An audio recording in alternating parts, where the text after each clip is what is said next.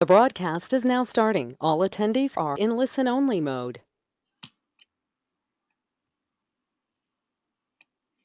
Okay, we'll give everyone a few more minutes to join. I see we have two other people that are here quickly. People are quickly joining us, so Dr. Myers and I will give you a few more minutes to join.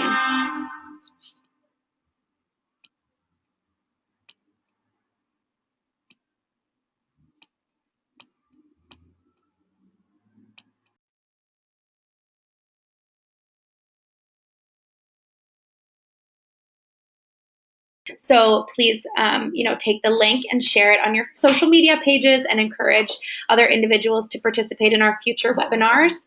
And if you have any questions, please ask them on the GoToWebinar control panel that you should have in front of you, as all audience members are muted during the session. All right, great. I'm going to turn it over to Dr. Beth Myers. Terrific. Thank you so much. Can you hear me okay? Yes, great, Beth. All right, fantastic. Thank you. I am so excited to be here. I'm really honored to, first of all, be a part of the NDSS Inclusive Ed Task Force and also to be invited to do one of these webinars. And I really thank you for coming. So I am going through, I have some slides to go through. Feel free to ask questions. And I don't need to go over our first slide, which is the who are we from NDSS, because we just went over that piece. But today's topic is accommodations and modifications. This is a webinar series for educators, although I know there are probably some parents on the call as well. And it is a part of the National Down Syndrome Society's Inclusive Education Task Force. So I am very excited to be part of this. Today we're really going over some basics. This is kind of an introduction to accommodations and modifications. It's something that I teach at the university level to pre-service teachers. I teach in the inclusive and special education programs here at Syracuse University. And this is something that a lot of our pre-service teachers always have questions about. So we thought that it would be something that would be helpful for you as well. So just to introduce myself, I am Beth Myers. I am the Executive Director of the Tayshoff Center for Inclusive Higher Education here at Syracuse University. But I am also the Lawrence B. Tayshoff Professor of Inclusive Education, and I teach primarily in the inclusive and special education programs for undergrads, master's, and doctoral students. So the first thing we're really going to talk about here is why accommodations and modifications are important. And we know for all of our students that we're really wanting our students to have access to the general education curriculum. We know that that's actually part of the, sorry? Yeah. Okay.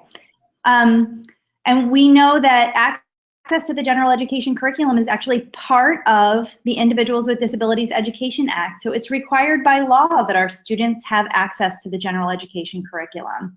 We firmly believe that students can do this in inclusive classrooms. But all of our students are really, they have the right to the accommodations and modifications that they need to be able to access that curriculum. So who might need accommodations or modifications? Really, we see lots of students with IEPs, individualized education programs, and sometimes students with 504 plans. Those are all students who are guaranteed the right to accommodations and modifications. But also sometimes we see other students, students who are English language learners, or really any student who needs some extra supports to be able to access the curriculum.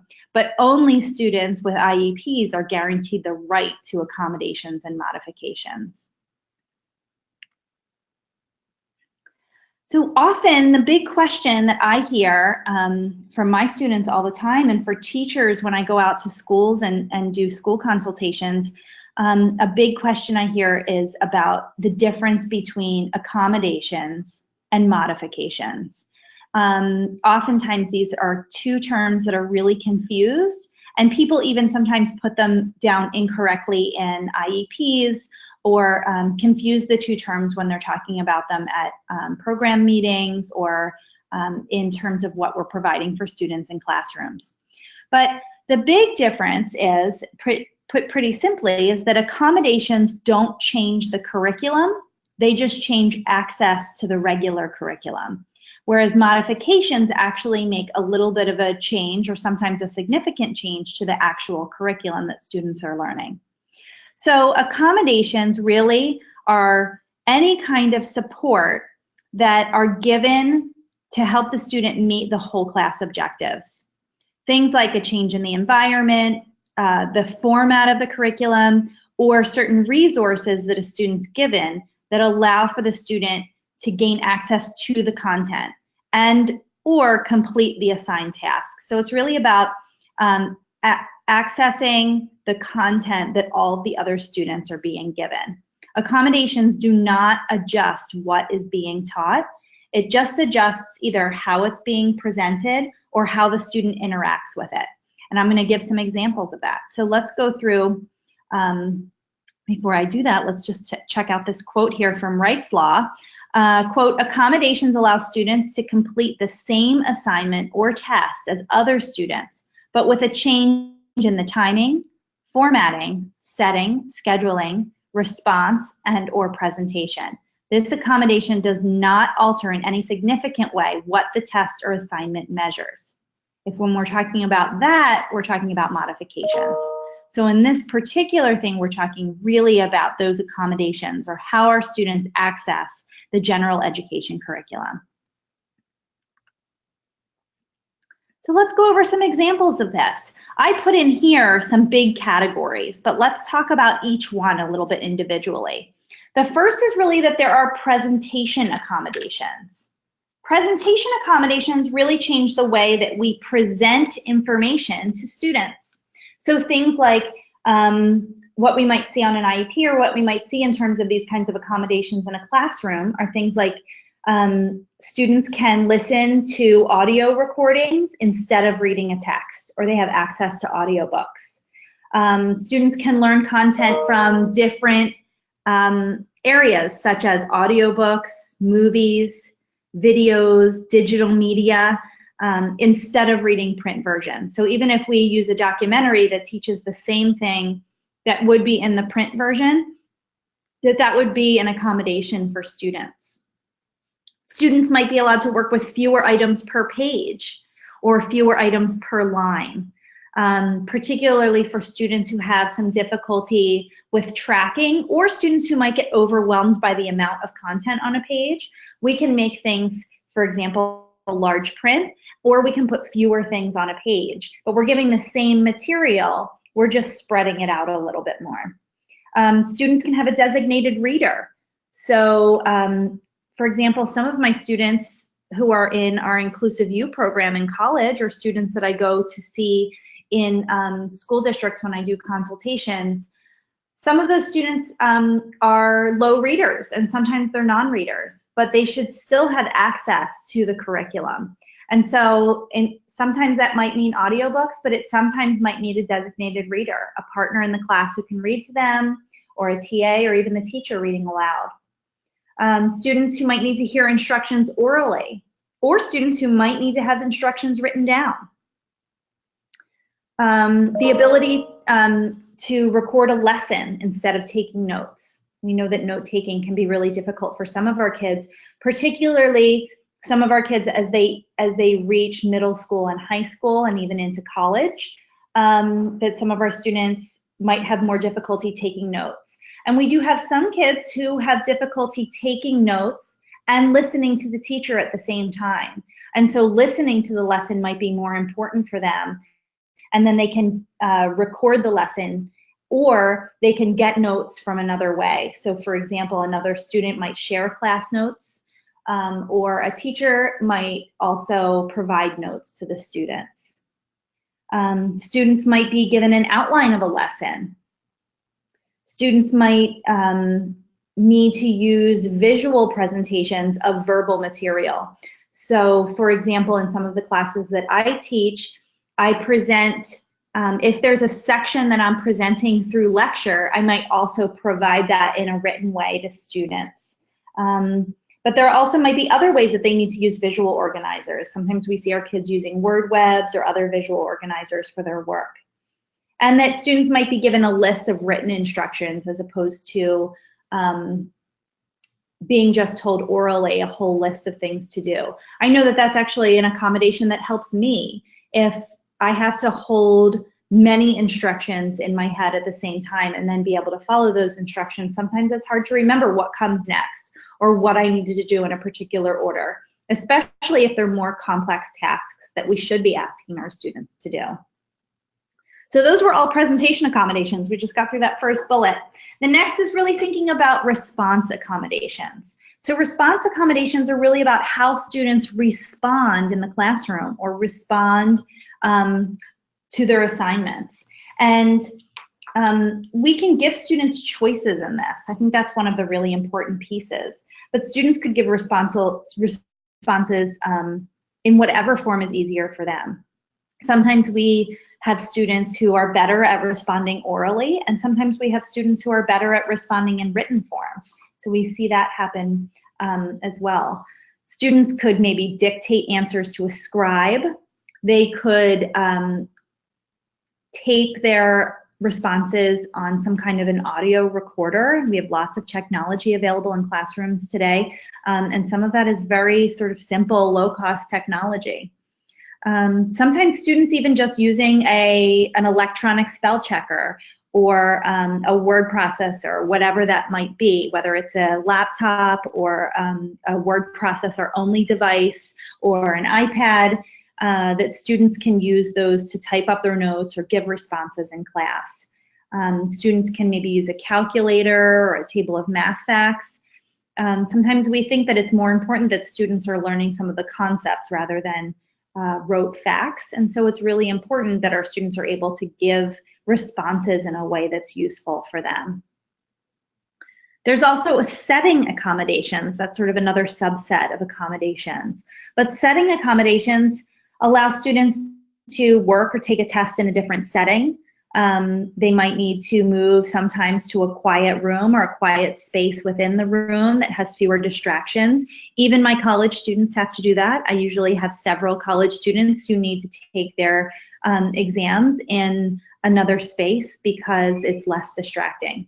But all students need that at some times. Even I need that at home sometimes when my kids are being extra noisy and I really need to be able to concentrate on something. I need to move myself to another space.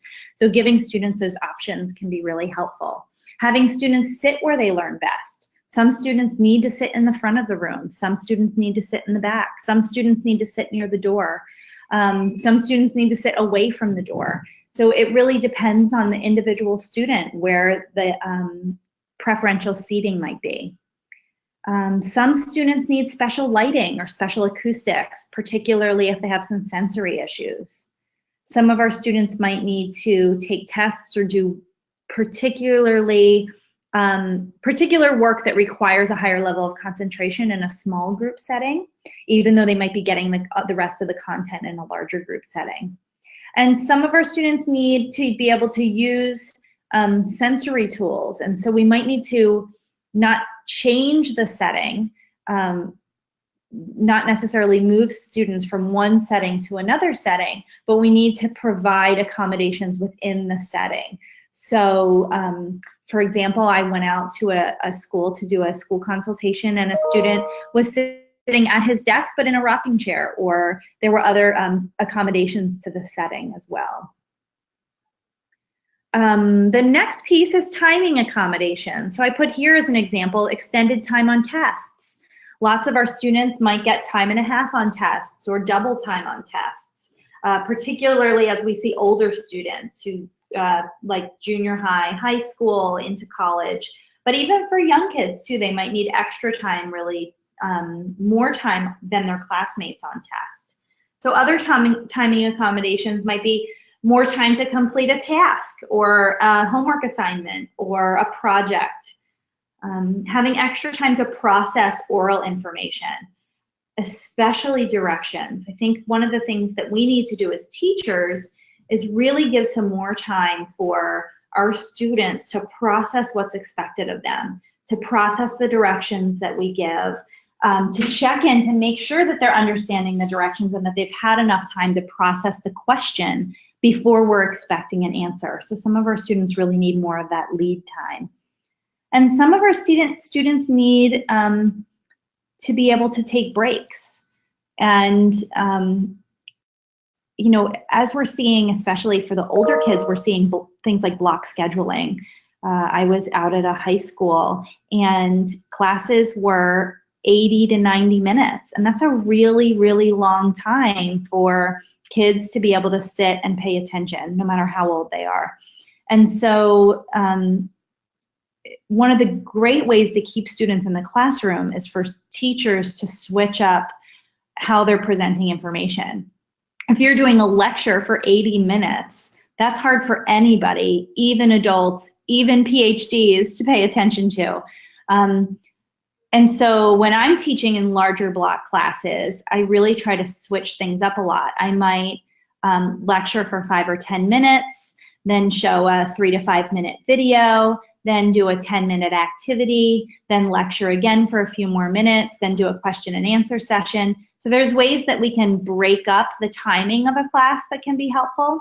But some of our students still need the ability to just be able to leave the classroom for a few minutes or be able to take a break from the work and maybe walk to the back of the classroom, get a drink of water or whatever it is. They might need some other kinds of timing accommodations, particularly around breaks.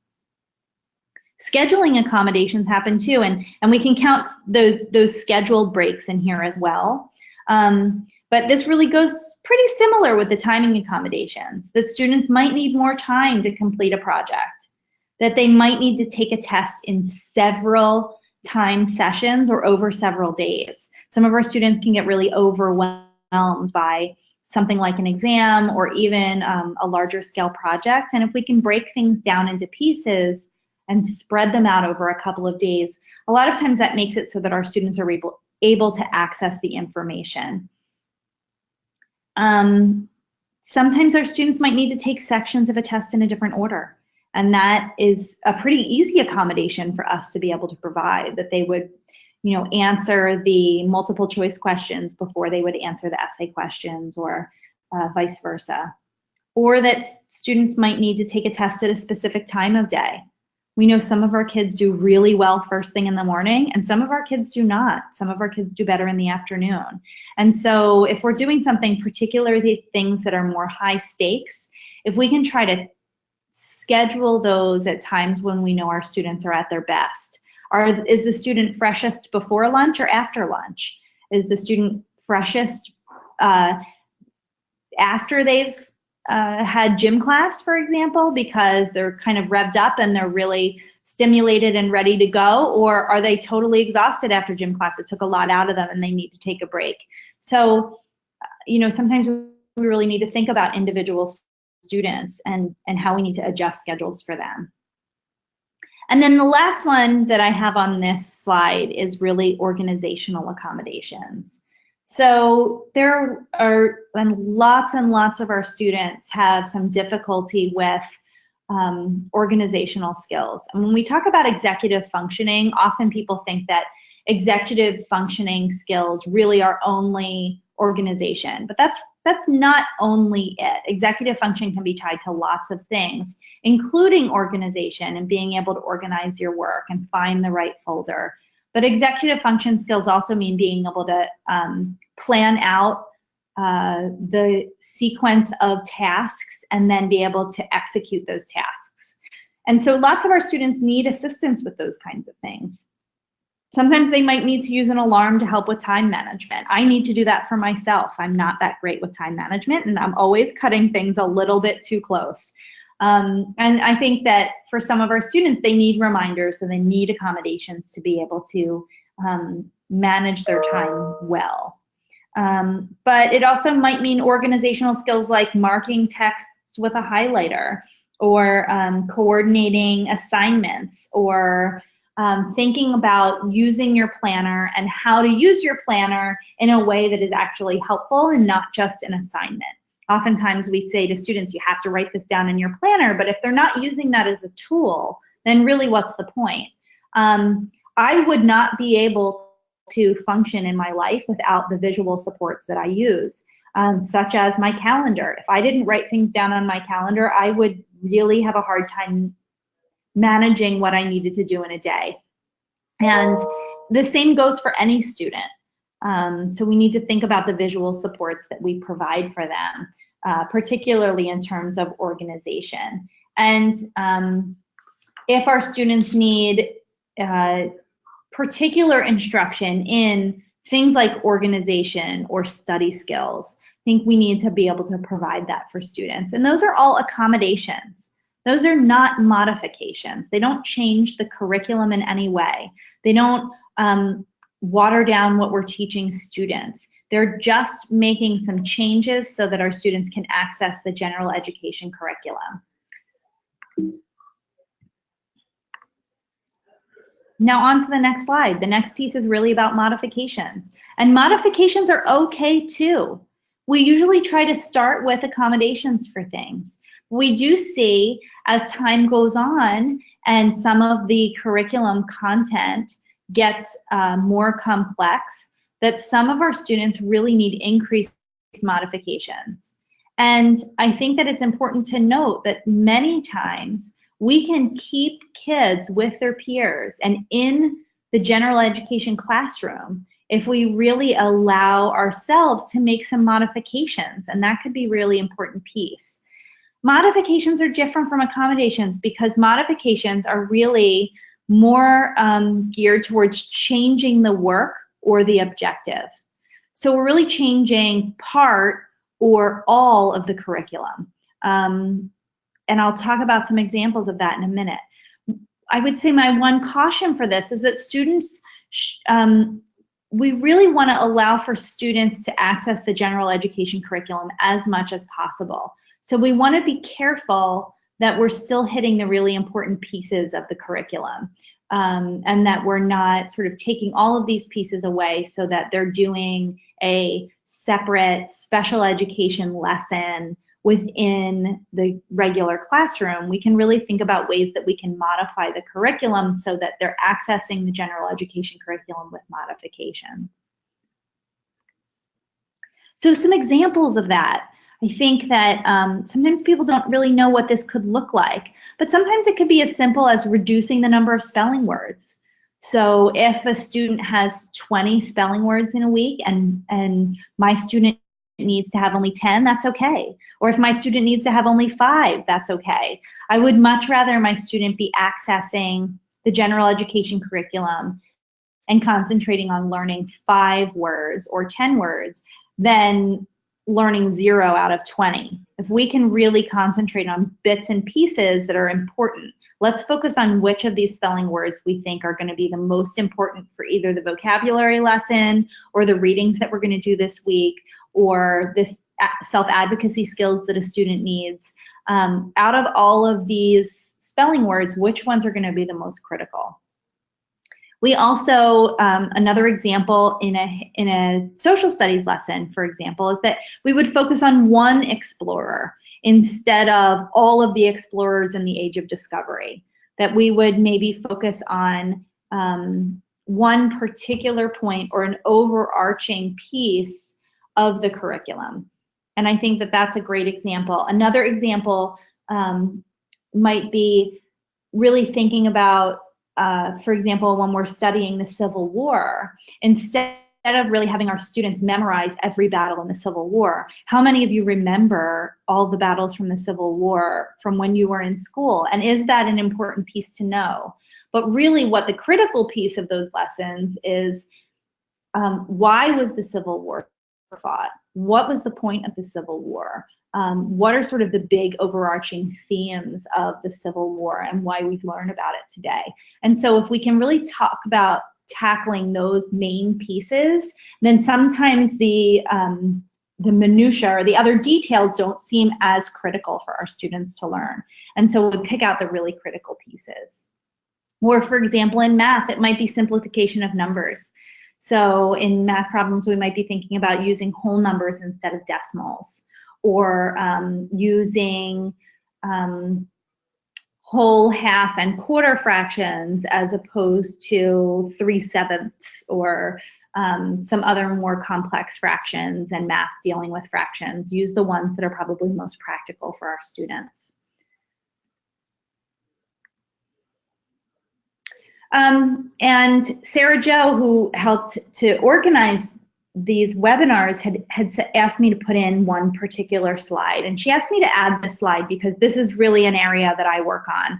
And it might not be quite where all of you are yet, but really we're often thinking about accommodations and modifications in higher education.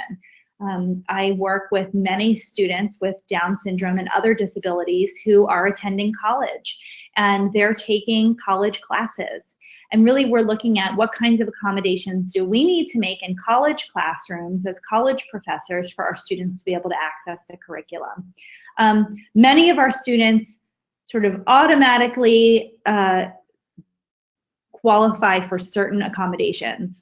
Lots of students, even students with learning disabilities in college, for example, qualify to have a note taker or access to the notes to preview them before class, or an alternate location for tests or extended time on tests or preferential seating. So all of those same pieces that we talked about that would be helpful in an elementary classroom or a middle school classroom or a high school classroom are also applicable in higher education. But another thing that we do is we take the syllabus, so college professors prepare a syllabus that has all of the assignments and what students are expected to learn for the entire semester. And then we go through those with the faculty and with the students to really think about what are the key pieces here. What is going to be most important for our students to get out of this class, and what kinds of accommodations and modifications do we need to make to this? So for example, if a student has, if the class has a requirement that they're doing a 10-page paper on the history of the Civil War, then perhaps our students might choose to do a 1- to 2-page paper or a PowerPoint presentation on the same topic instead. So we can make certain accommodations and modifications in those classes as well. But really what we prefer is using universal design. And I think there's going to be a webinar probably next month that really focuses on universal design. But universal design is this idea that we can design from the outset classes, not just at the college level, but at any level. We can design any classroom or any environment to reach the maximum diversity of users. So we think about what is the maximum diversity of students that are going to be in this class, and how can we really design this curriculum to reach all students. And so we do things like, for example, many of the students in my classes are have access to a note taker, and that's something that the Office of Disability Services at a college or university spends lots of time organizing and lots of money organizing. So what they usually end up doing at the university level is they pay a note taker to take classes, to take notes in a class, and then provide those notes to the student with a disability. Well, instead of doing that, I universally design my class so that every single student in the class has to pick 2 dates throughout the semester where they are responsible for taking notes for the whole class. And so at any given class, the class I'm teaching this afternoon, for example, 4 students are assigned to be note takers. Those 4 students will take notes, and then they'll upload those notes to what we use in our classroom, which is Blackboard. And those notes will be available online for everyone to use, because everybody has a bad day. Everybody has a day when they have difficulty paying attention, or maybe they miss class because they were sick. But some students, even students without disabilities, might not be great note takers. And some students really just prefer to listen and interact with the class without taking notes. And some students love taking notes, and some students take notes in all different ways. And so when we can universally design our classrooms so that all the notes are accessible to everybody, then you don't have to have a disability label to access that accommodation. The idea is that really makes the class better and stronger for everyone.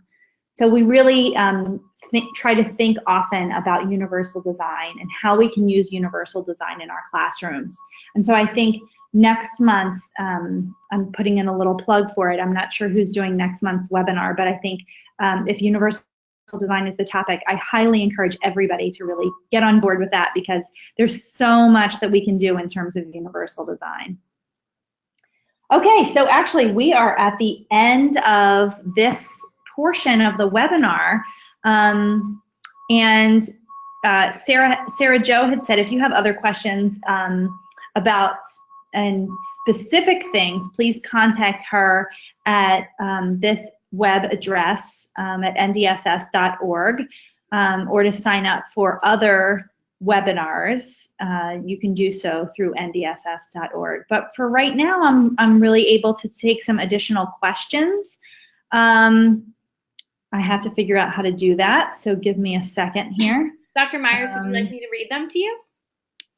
Oh, I think I see them. So I'm going to start maybe from the bottom up. The first is from Jane. It says, at what point are accommodations and modifications identified when drafting an IEP? For instance, before writing goals or after goals are written, or at some other point? That's a great question. And it's actually a little bit tricky, because I think that we should be thinking about accommodations and modifications the entire time we're drafting the IEP, but they go actually at almost at the very end of the document. They're really on about the second to last page of an IEP document.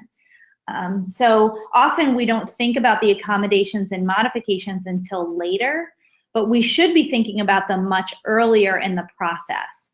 Part of that is at the very beginning of the IEP, we write down and record what a student's strengths and needs are. And really we can take those pieces and think about what kinds of accommodations we can put into place so that students can access the general education curriculum. I often think we should maybe start there before we go into goals and objectives, but often it's done after, because it comes later in the actual document. All right, we have a question from Dawn that says, if students are receiving a college credit and not auditing a class, are you able to modify the syllabus? That's another great question. We are able, if students are receiving college credit, then we are able to provide accommodations, but not modifications to the curriculum. So really, that's where that big difference comes in providing accommodations versus modifications. However, some colleges and universities, and even some departments within colleges and universities, leave that up to the discretion of the professor. So in some places, students could receive modifications to the syllabus and to the assignments, even if they were working for credit. I hope that answered that question. Okay. Another question says, my granddaughter has Down syndrome.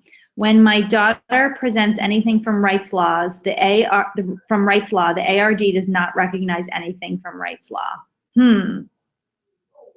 Let's see.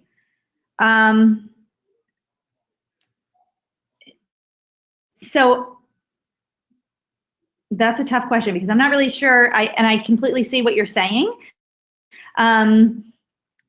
There's not really a question in there, but I will say that lots of times we do see that happen in school districts, is that people come in, and parents and families might come in with all their T's crossed and their I's dotted, and still the district is pushing back about legal requirements. And I think that that happens often. It happens much more often than it should. Those are times when it might be really helpful to bring an advocate to an IEP meeting, or really think about how we advocate for what our students need. We do, in some cases, need to be really strong advocates for students. And in some cases, teachers and service providers might not, even though they're required to know the legal requirements, they might not really be that familiar with where they have to, particularly where they have to provide accommodations and where they have to provide modifications. But that's a legal right that our students have. They are legally entitled to accommodations and modifications, and they're legally entitled to access to the general education curriculum. And so I think that those are pretty hard things to argue against, because the law is very clear on those. Are there any other questions? Oh, wait, here we go. Oh, Meredith asks, what will certificates of attendance be emailed to us? I don't know that answer. Does anybody know? Yes, Meredith, I can make sure that you get one.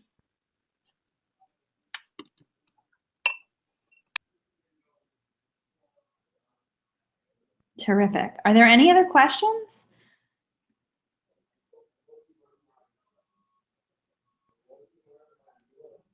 Well, thank you very much. I would be happy to answer any other questions. Actually, let me see. I don't know if I can, if I put this on, I'm going to put my email address on here.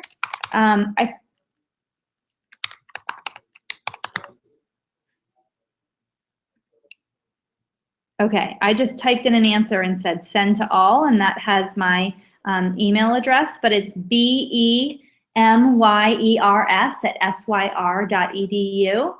And I'm, again, Beth Myers, and I'm happy to answer questions if you have other follow-up questions, or there's something that you want to discuss in terms of accommodations and modifications, but also universal design or any of the other topics that I sort of mentioned. But this NDSS Inclusive Education Task Force has, it's such a wealth of knowledge, and there are so many experts on this task force. It's really exciting to be part of, and I really encourage you to use the resources that are available through NDSS. We're really lucky to have those resources available to us.